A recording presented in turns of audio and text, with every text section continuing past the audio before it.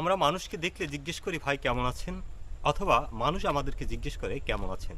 কিন্তু কখনো কি নিজের কাছে নিজে এই প্রশ্ন করেছেন যে আসলে আমি নিজে কেমন আছি, আমার ভেতরে একটা মানুষ রয়েছে, সেই মানুষটা কেমন আছে?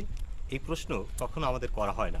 আমরা জীবনে সব কিছু করে থাকি অপরের তরে।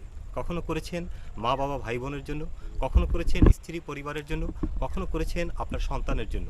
কিন্তু আপনি নিজের জন্য কি করেছেন? সবাইকে আপনি ভালো রাখার জন্য নিজের জীবনটাকে বিলিয়ে দিয়েছেন বা বিসর্জন করছেন। আপনি হয়তো দূর প্রবাসে এই সবাইকে ফেলে আপনি গ্রামের স্বাদ, আপনার মা বাবা ভাই বোন, প্রিয় মুখগুলো থেকে আপনার সেই প্রিয় চায়ের আড্ডা, প্রিয় খেলার মাঠ, প্রিয় গ্রাম, প্রিয় নদী ফেলে আপনি প্রবাসে কাটাচ্ছেন।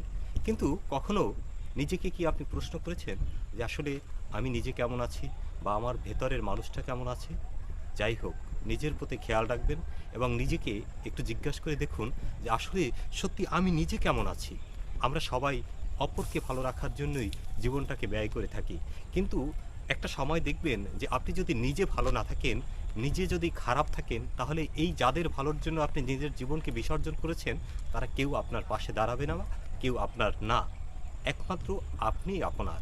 এই কথাটাই হচ্ছে বাস্তবতা।